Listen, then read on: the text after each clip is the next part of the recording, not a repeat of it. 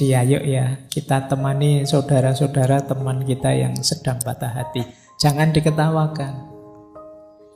Kita ketawa karena melihat dari luar. Kalau kita rasakan dari dalam, betapa berat yang mereka rasakan.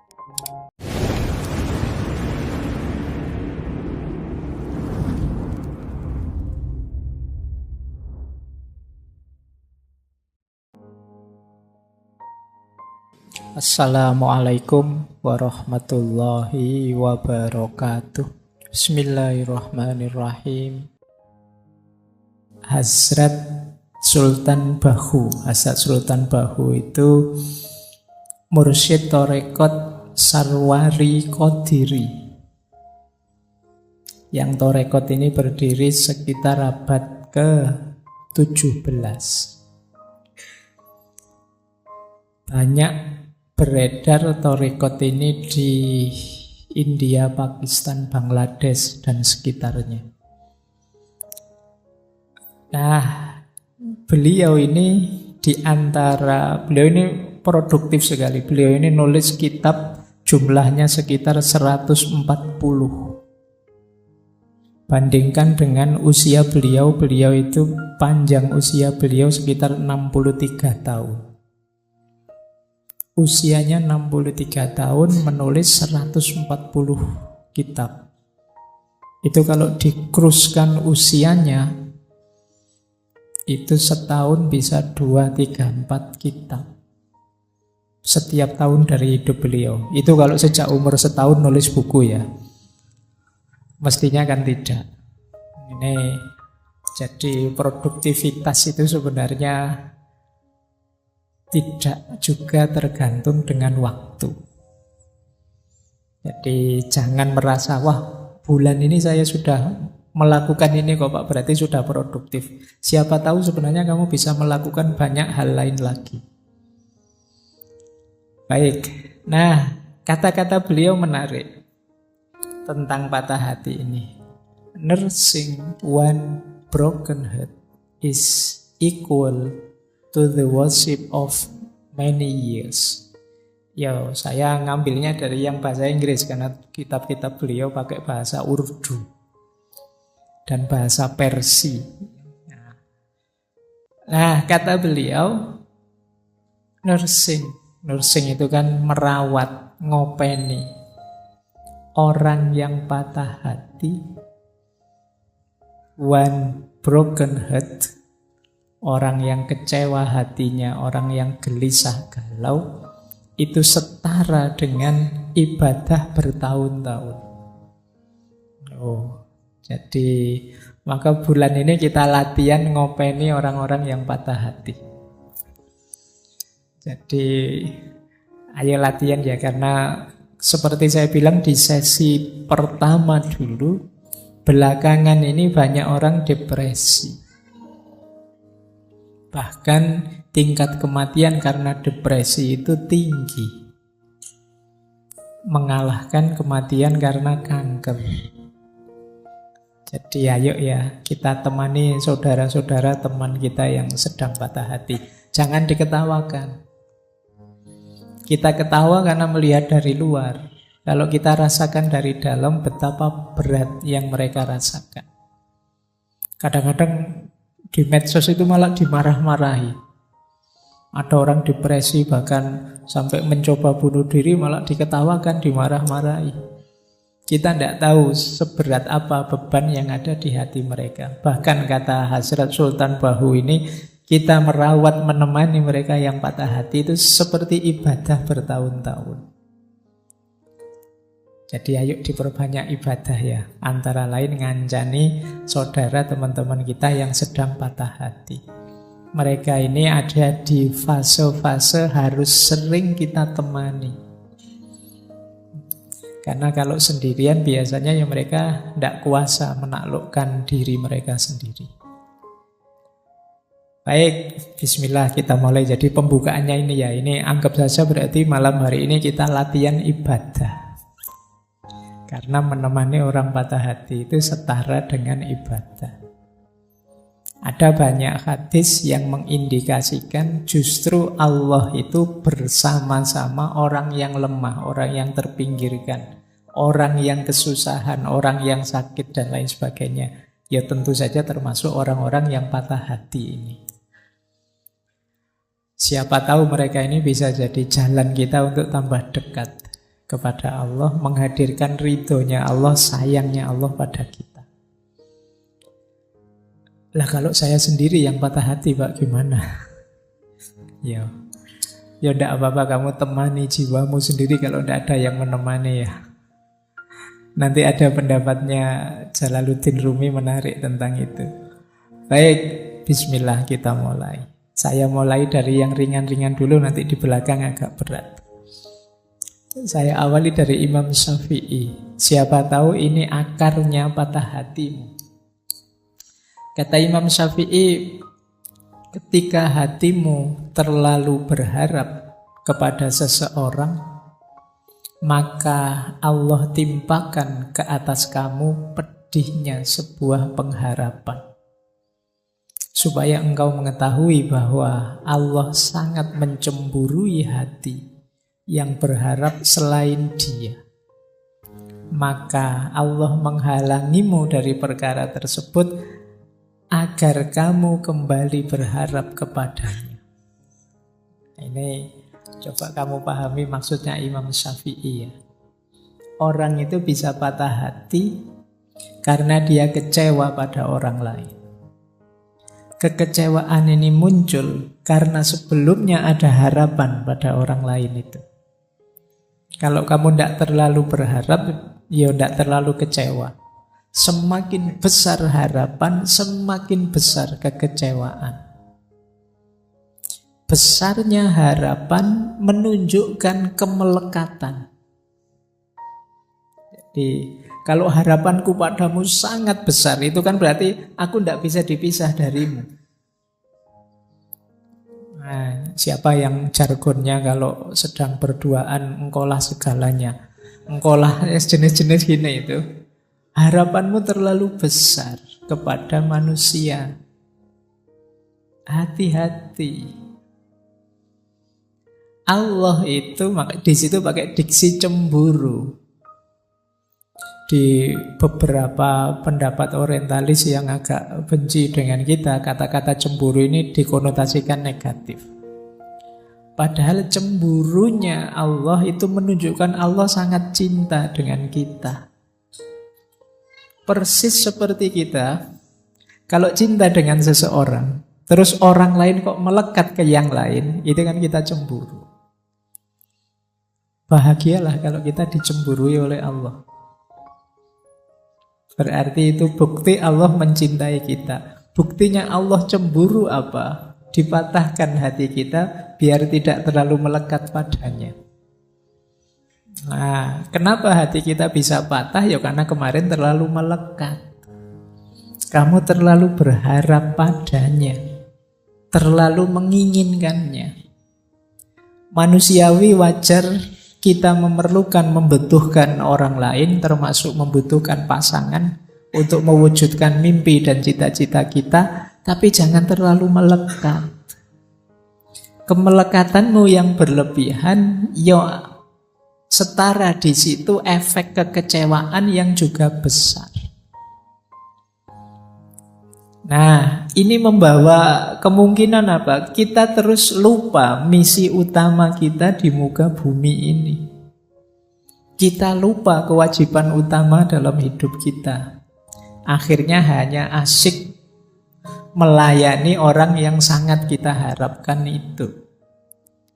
Alhamdulillah oleh Allah ditegur langsung dengan cara dibuat putus.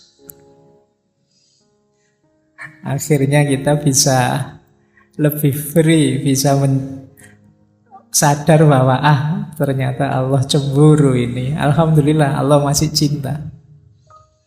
Nah, jadi berarti apa? Ya ini memang peringatan yang pertama dari Imam Syafi'i, mbok yo jangan terlalu melekat. Peringatan kedua, sadarlah Allah itu sangat mencintaimu.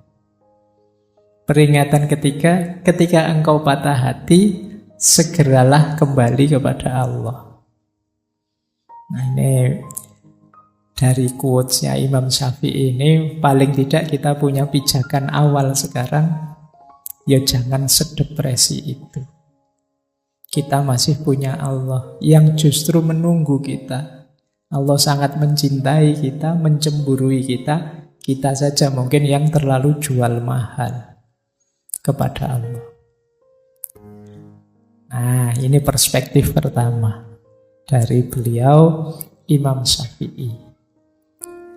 Baik, saya lanjutkan ya. Kita mulai masuk ke tokoh-tokoh tasawuf sekarang. Ini Robi'ah.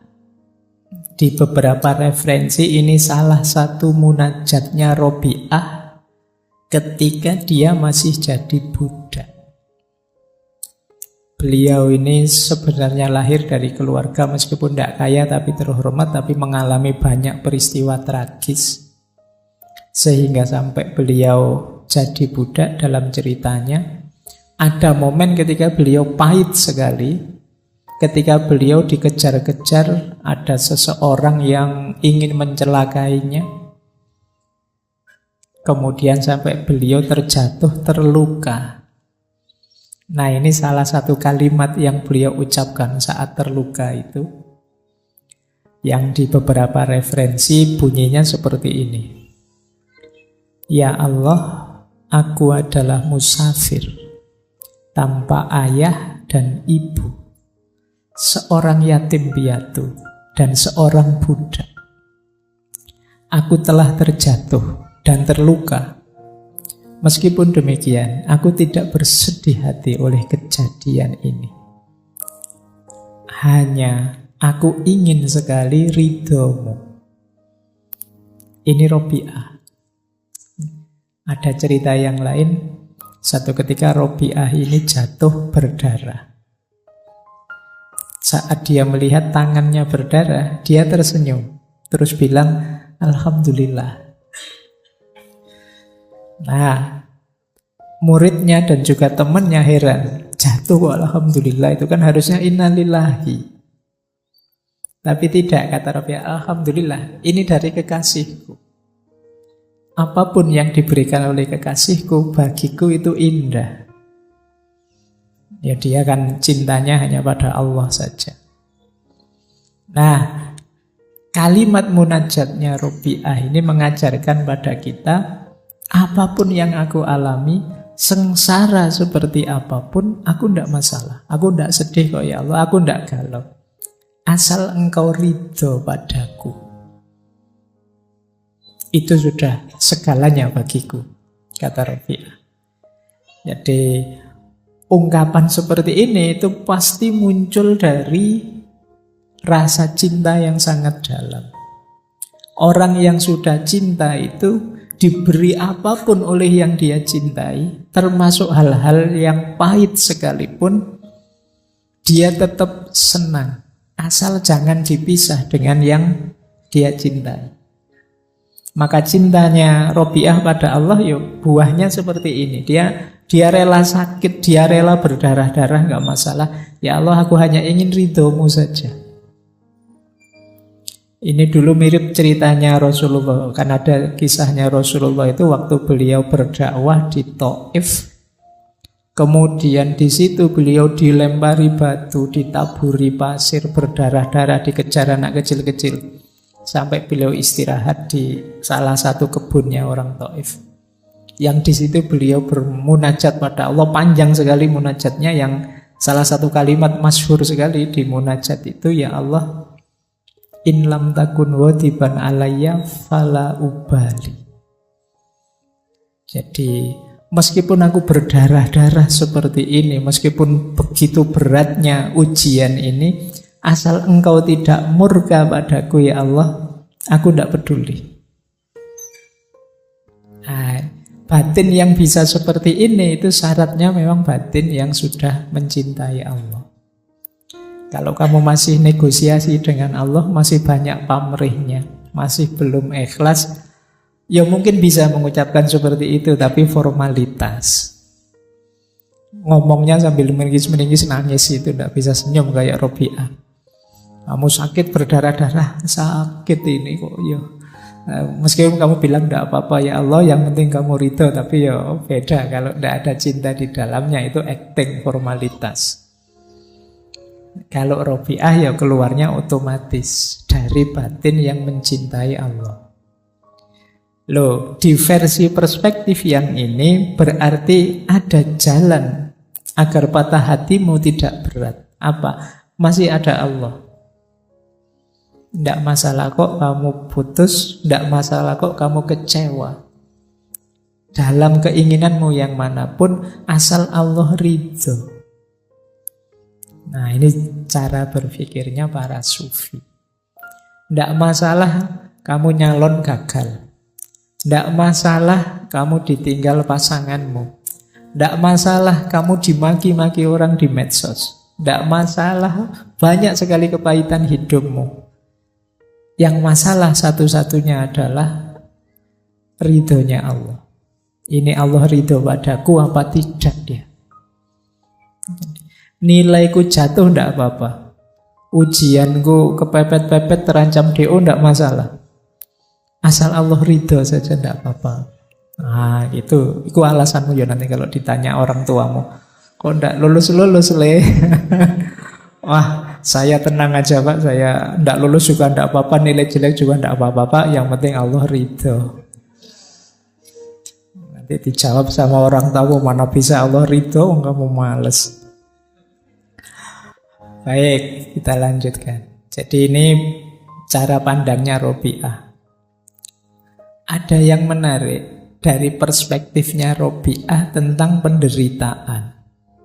Seperti patah hati ini. Ini bentuknya cerita. Coba nanti kita cek ya, kita ada di mana. Jadi satu ketika jalan bareng beberapa sufi besar.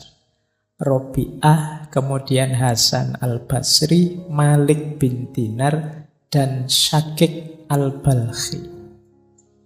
Nah, terus ngobrol-ngobrol tentang ujian dan penderitaan. Diawali Imam Hasan al-Basri, kata beliau, orang itu tidak dipercaya kata-katanya. Jika dia tidak tabah kalau ada ujian dari Tuhannya. Sebaik apapun yang diomongkan orang, kata Hasan al-Basri, kalau dapat ujian kok tidak kuat, tidak tabah, terus melenceng, beda dengan yang diomongkan, ya tidak usah dipercaya omongannya. Ya kalau hidupnya senang terus sih tidak masalah. Tapi begitu ada ujian, coba kayak gimana perilakunya. Orang itu kan kelihatan aslinya kalau pas lagi susah. Kalau pas lagi senang sih kamu enak, tapi pas lagi susah, ayo coba, aslimu akan kelihatan. Maka kata Hasan al-Basri, orang itu tidak bisa dipercaya kata-katanya kalau dia tidak tabah menerima ujian dari Tuhan. Tapi pandangan ini dikritik oleh Robiah. Kata-katamu itu berbau egoisme. Masih aku. Nah, terus Syakik mencoba menjawab, mungkin ini yang diinginkan Robiah. Kata Syakik al-Balkhi, seseorang tidak dapat dipercaya kata-katanya jika dia tidak bersyukur atas ujian dari Tuhannya. Ini lebih tinggi levelnya. Diuji sulit tapi malah bersyukur. Ini sebenarnya orang pintar. Karena dia tahu di balik segala ujian dari Allah itu pasti ada hikmah, ada makna untuk peningkatan kualitas dirinya.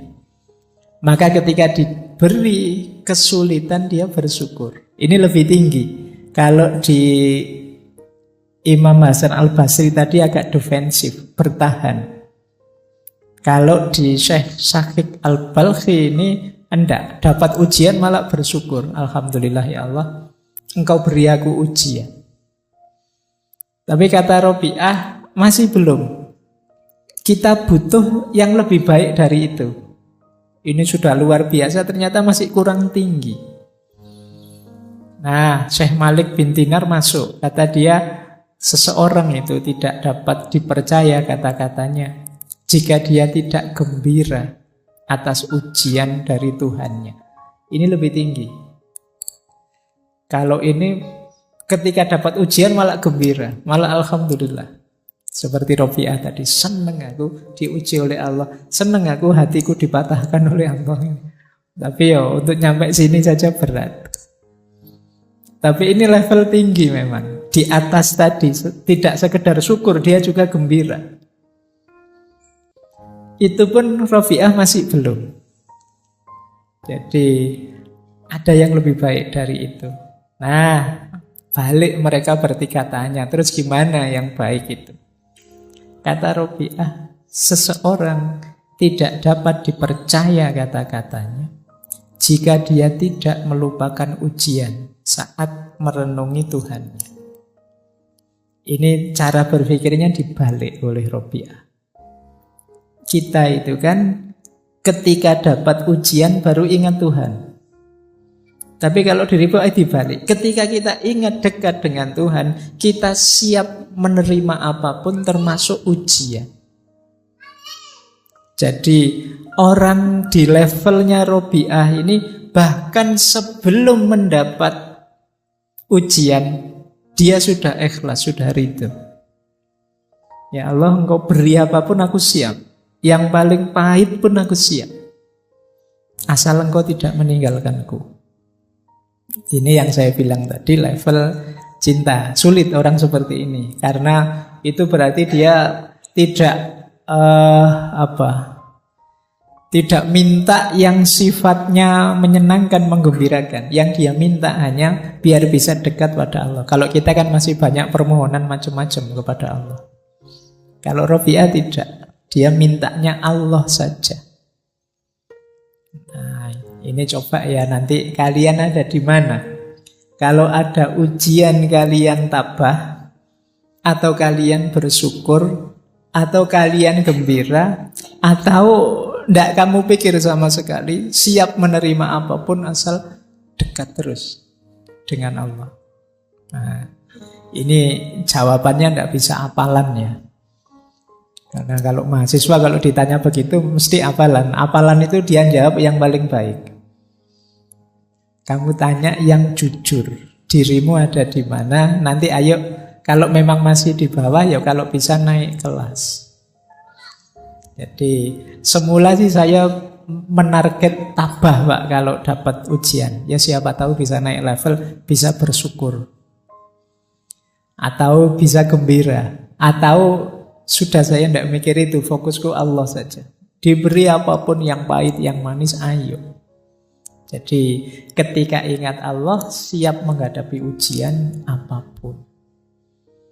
Nah, baik. Ini pelajaran dari Robiah. Tadi ada pelajaran dari Imam Syafi'i.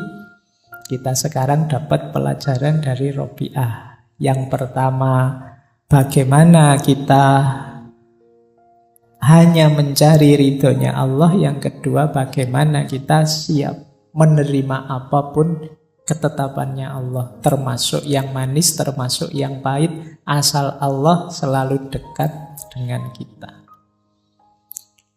Ini bisa kalian jadikan rumus ya. Ada kesedihanmu apapun, semoga kamu tidak kemana-mana selain menuju pada Allah saja. Baik, ambil nafas sebentar, karena ini tambah lama tambah dalam, tambah berat. Jadi nanti mungkin kapan-kapan kalau setelah ngaji kamu review lagi untuk meningkatkan kualitas dirimu. Baik, sekarang saya masuk dari beliau, sufi dari India yang dakwahnya sampai Amerika, di sana mendirikan Torekot. Torekot Inayati dari beliau Hasrat Inayat Khan. Beliau ini menarik. Kalau Maulana Jalaluddin Rumi itu menggabungkan tari dengan kesufian. Kalau beliau ini menggabungkan musik dengan kesufian. Jadi beliau ini pemusik tapi juga sufi.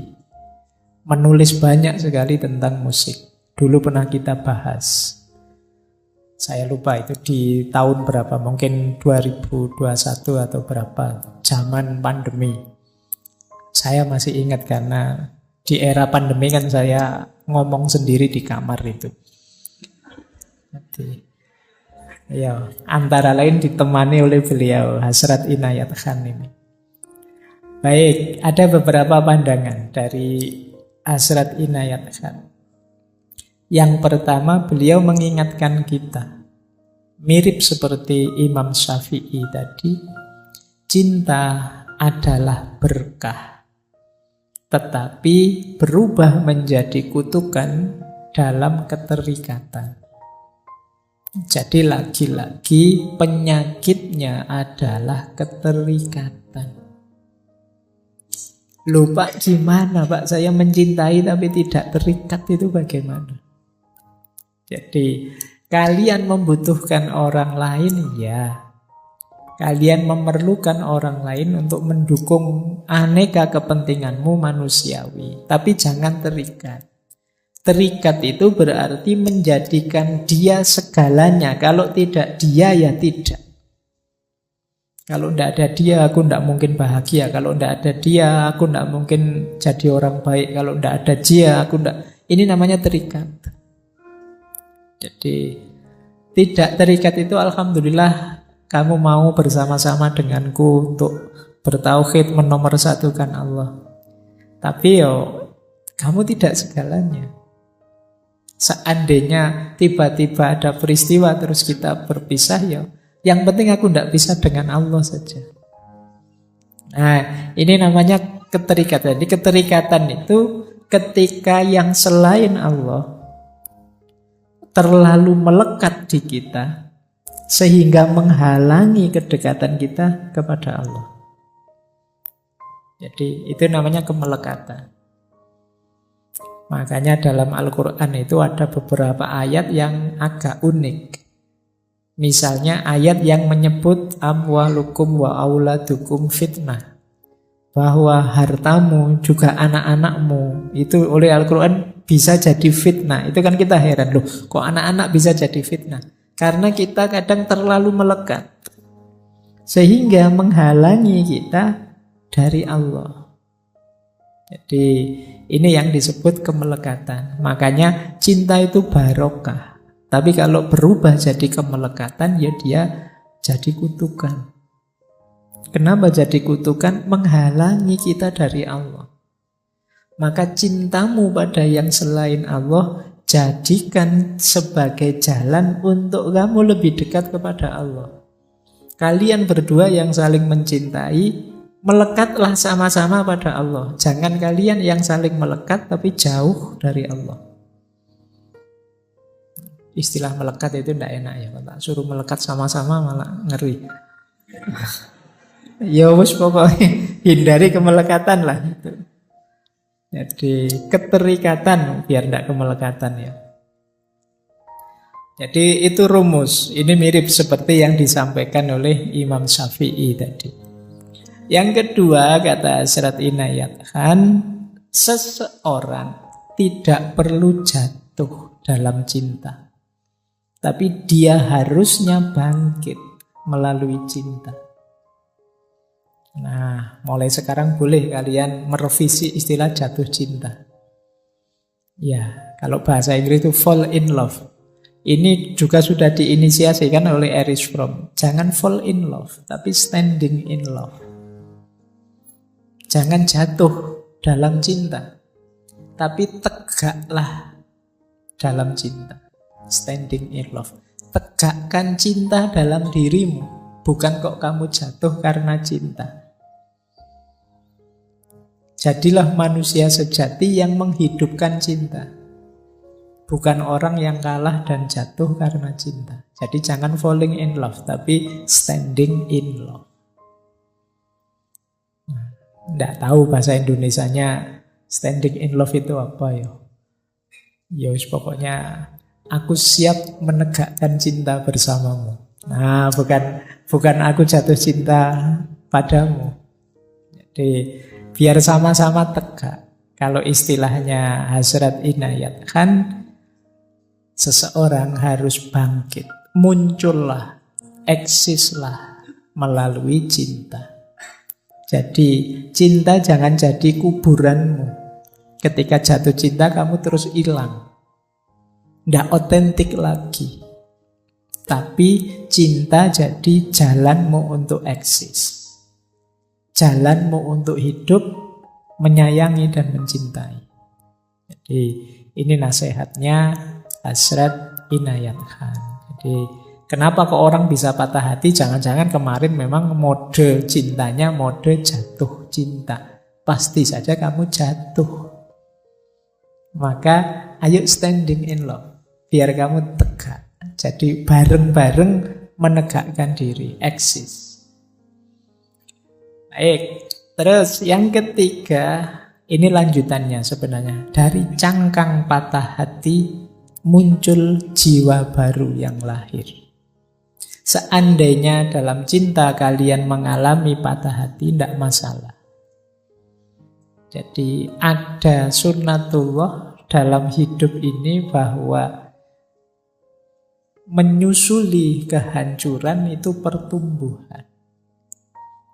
Jadi kalau sesuatu itu sudah busuk, hancur, dari situ akan lahir sesuatu yang baru.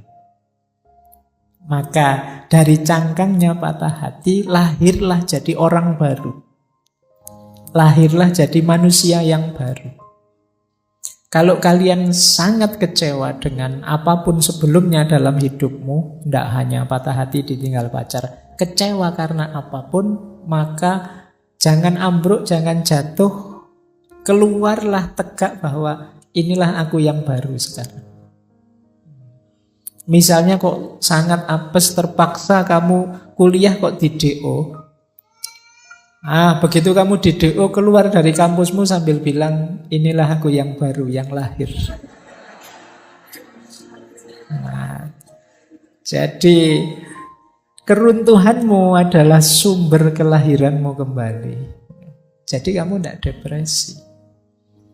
Ditinggal pasanganmu juga begitu.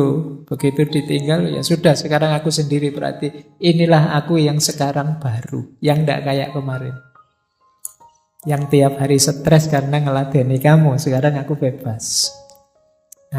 Jadi dari cangkang patah hati muncul jiwa baru yang lahir. Hidup itu kan selalu ada sulitnya, selalu ada jatuh bangunnya. Ketika kamu jatuh, jadikan itu titik tolak kelahiran yang baru. Ya kalau kamu sukses, jadikan titik tolak untuk semakin tinggi, semakin mengembangkan diri. Jadi sebenarnya tidak ada alasan untuk kamu jatuh terus-terusan, sedih terus-terusan, depresi terus-terusan. Lahirlah jadi orang yang baru. Banyak orang yang depresi karena jenuh. Beberapa bahkan sampai mengakhiri hidupnya sendiri dengan alasan yang tidak jelas. Karena dia jenuh, merasa hidup kok kayak gini lah, padahal itu enak. Ada artis yang kaya, yang ganteng, yang cantik, tapi mengakhiri hidupnya. Alasannya depresi, jenuh dengan hidupnya. Mungkin kalian perlu latihan ini. Jadi kalau kamu jenuh dengan hidupmu yang versi sekarang, bikinlah versi baru hidupmu. Kamu ingin seperti apa? Dan itu sangat mungkin. Karena yang menguasai hidupmu kan dirimu.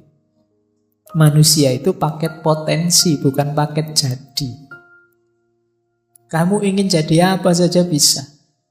Kamu ingin jadi orang seperti apapun, tinggal kamu latih, kamu bentuk dirimu. Kalau kamu jenuh dengan versi dirimu yang sekarang, bikin versi baru. Yang kamu inginkan yang bagaimana? Yo, tentu saja semoga versi barumu yang positif. Jangan kok, Pak saya jenuh jadi orang baik Pak. Misalnya, yo jongono. Jadi versi yang baru yang positif. Pak saya jenuh jadi orang yang kemarin kok terlalu pendiam ya, jadi kurang ya sudah, ayo latihan nggak pendiam lagi, mungkin agak ceria sedikit, agak terbuka sedikit.